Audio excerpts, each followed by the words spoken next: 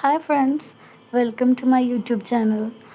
ഞാൻ നിങ്ങൾക്ക് കാണിച്ചു തരാൻ പോകുന്നത് എൻ്റെ വീട്ടിലുണ്ടായ കുറച്ച് വെള്ളക്കാന്താരി പറിക്കണ വീഡിയോ ആണ്.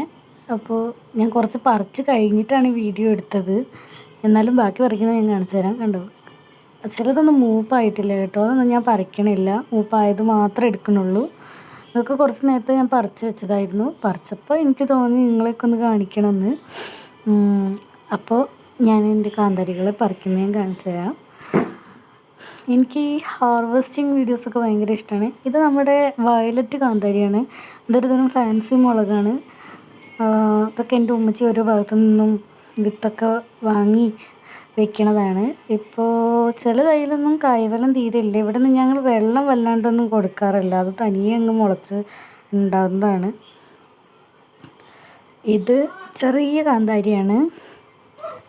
കാന്താരി അല്ലാതെ തന്നെ ഒരുപാട് ഐറ്റം മുളകുകളുണ്ട്. ഇത് നമ്മുടെ മെയ് മാസപ്പൂവാണ്. നെക്സ്റ്റ്, ഇതൊക്കെ നിറയെ വെള്ളക്കാന്താരികളാണ്. വീണ്ടും ഞാൻ വേറെ തൈന്ന് പറിക്കാൻ പോവുകയാണ്. നമുക്ക് വീണ്ടും പറിക്കാം. എനിക്കിതൊക്കെ പറിക്കുന്ന വീഡിയോസ് ഇടുന്നത് ഭയങ്കര ഇഷ്ടമാണ്.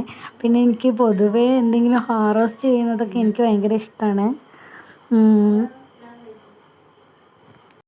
ഇത് വിനാഗിരിയിൽ ഉപ്പൊക്കെ ഇട്ട് നല്ല ടേസ്റ്റാണ്. ഇത് സുർക്കയിലൊക്കെ ഇട്ട് ഉപ്പൊക്കെ ഇട്ട് നല്ല അടിപൊളിയായിട്ട് കുറച്ച് ദിവസം കഴിഞ്ഞ് നമ്മൾ അതുപോലെ ചോറിലും കഞ്ഞിക്കൊക്കെ കൂട്ടുമ്പോൾ ഭയങ്കര രസമാണ്. ഇത് പാകത്തെ എരിവുള്ളൊരു മുളകാണ് കേട്ടോ, വലിയ എരിവൊന്നുമില്ല.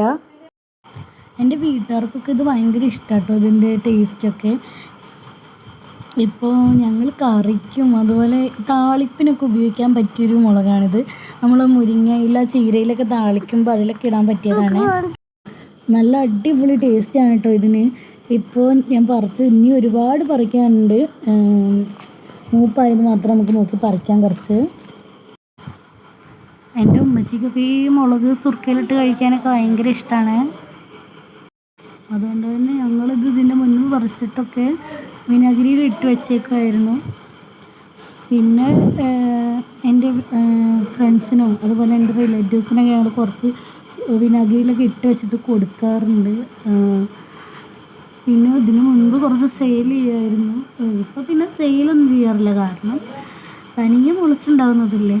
ഒരുപാട് കേട് വരുന്നുണ്ട്, കാരണം ഇതിന് വളമയോ വേറെ ഒന്നും കൊടുക്കുന്നില്ല. നമ്മൾ വെള്ളം മാത്രം ഒഴിച്ചു കൊടുക്കാറുള്ളൂ. അതും 2 ദിവസം കൂടുമ്പോഴൊക്കെ ഒന്ന് നനയ്ക്കത്തുള്ളൂ. പിന്നെ വേനൽക്കാലമല്ലേ, അപ്പം ഞാൻ ഇത്രേ പറിക്കുന്നുള്ളൂ കേട്ടോ. അപ്പോൾ എൻ്റെ കുട്ടി വീഡിയോ നിർത്താൻ പോവാണ്. അപ്പോൾ നമുക്ക് മറ്റൊരു വീഡിയോ ആയിട്ട് കാണാം. ടാറ്റാ.